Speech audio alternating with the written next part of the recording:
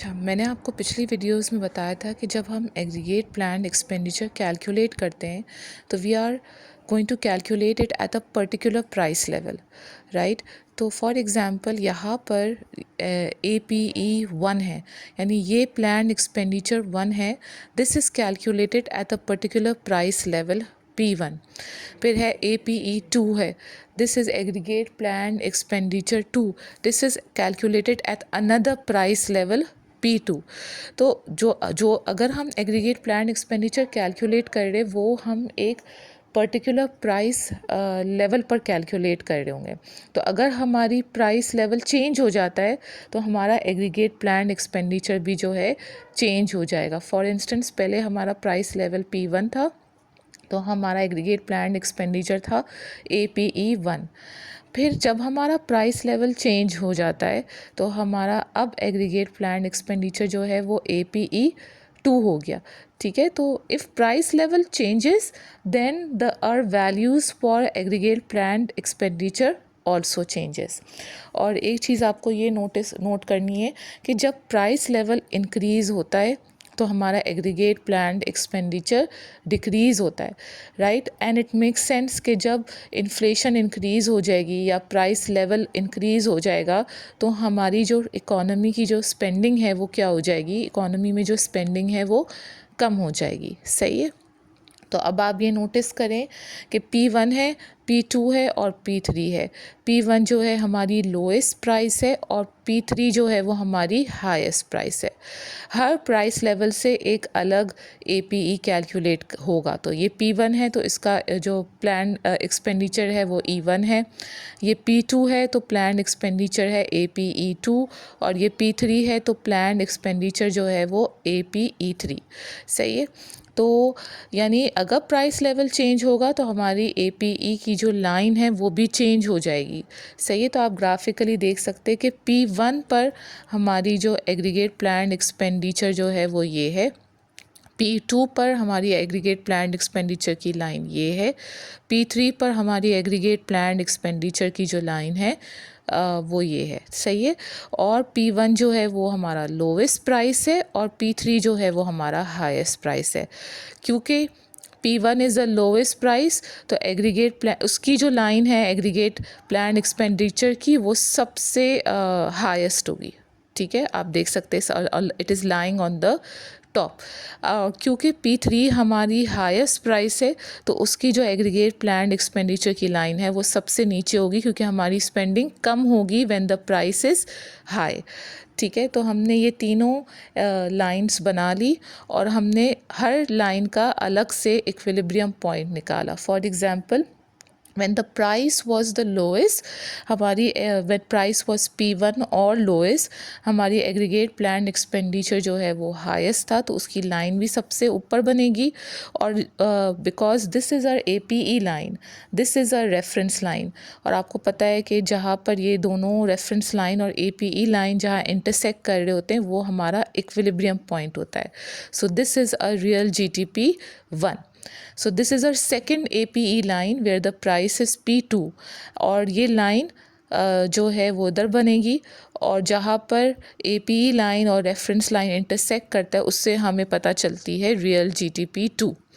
And this is our third APE line with a price level of P3। ठीक है, तो ये हमारा तीसरा इक्विलिब्रियम पॉइंट है विच इज़ रियल GDP 3।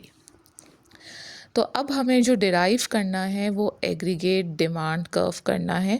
और आपको याद होगा कि एग्रीगेट डिमांड में वाई एक्सिस पर जो होता है प्राइस लेवल होता है और एक्स एक्सिस पर जो होता है हमारी जो होता है वो रियल GDP होता है। तो basically we are deriving the aggregate demand curve from aggregate planned expenditure. ठीक है, तो हम एग्रीगेट डिमांड कर्व को डिराइव कर रहे हैं एग्रीगेट प्लान्ड एक्सपेंडिचर से। सही है। तो आप जब मैंने आपको पहले से ही बताया हुआ है कि जो प्लान्ड एक्सपेंडिचर है वो अलग कैलकुलेट होता है अगर प्राइस लेवल चेंज हो जाती है। तो इस P3 के प्राइस में हमारा एग्रीगेट प्लान्ड एक्सपेंडिचर E3 है। ठीक है, और इसका जो इक्विलिब्रियम पॉइंट है वो ये है। ठीक है, तो आप देखें हमें इसी ग्राफ से दोनों चीज़ें पता चल रही हैं। हमें एग्रीगेट डिमांड के लिए प्राइस लेवल चाहिए और हमें क्या चाहिए, रियल जीटीपी चाहिए। So in order to make the aggregate demand curve we need price level and we need real GDP and we can get both these values from this graph. ठीक है, आप देख सकते हैं कि व्हेन प्राइस वाज P3, तो हमें price level भी पता चल गया कि प्राइस लेवल हमारा क्या है, P3 है, और P3 जो है वो हमारी क्या है, हाईएस्ट प्राइस। ठीक है, so when price level was P3 हमारा इक्विलिब्रियम पॉइंट ये आ रहा था और हमारा रियल जीटीपी क्या था, जो है वो ये था। सही है, तो हमें एग्रीगेट प्लान्ड एक्सपेंडिचर से हमें एग्रीगेट डिमांड की दोनों चीज़ें पता चल रही है, हमें प्राइस लेवल भी पता चल रहा है और रियल जीटीपी भी पता चल रहा है। So when the price level was P3 हमारी हाईएस्ट प्राइस थी, उसमें से हमने इक्विलिब्रियम पॉइंट निकाला जो हमें रियल जीटीपी बता रहा है। सो हमारी रियल जीटीपी यहाँ पर है, रियल जीटीपी इज़ 3। तो हम देख सकते हैं कि यहाँ पर हमने रियल जीटीपी 3 बना दिया, तो हमें एक पॉइंट ये पता चल गया। सही है, अब हमारी प्राइस लेवल जो है वो कम हो जाती है। मैंने कहा था कि P3 हाईएस्ट है, फिर P2 P3 से कम है और P1 जो है वो लोएस्ट है।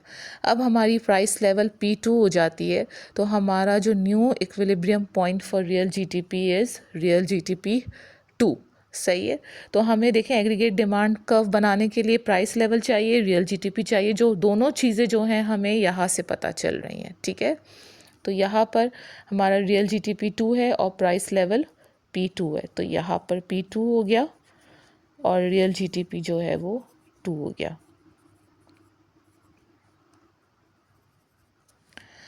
सही है, अब प्राइस लेवल और कम हो गई है, तो जब प्राइस लेवल और कम हो जाएगी तो उसकी वजह से हमारा एग्रीगेट प्लान्ड एक्सपेंडिचर कम हो जाएगा।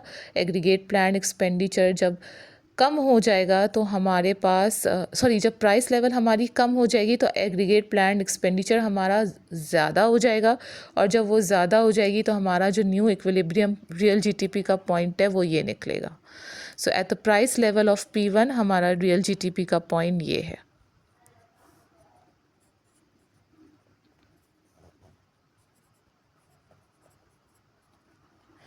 तो ये हमारा आप देख सकते हैं एग्रीगेट डिमांड कर्व जो है डिराइव हो गया from the aggregate planned expenditure model. और मैं इसको एक कंक्लूजन दे देती हूँ कि जब हमारे प्राइसेस ज़्यादा होती हैं तो हमारी स्पेंडिंग जो है इकोनॉमी में वो बहुत कम होती है।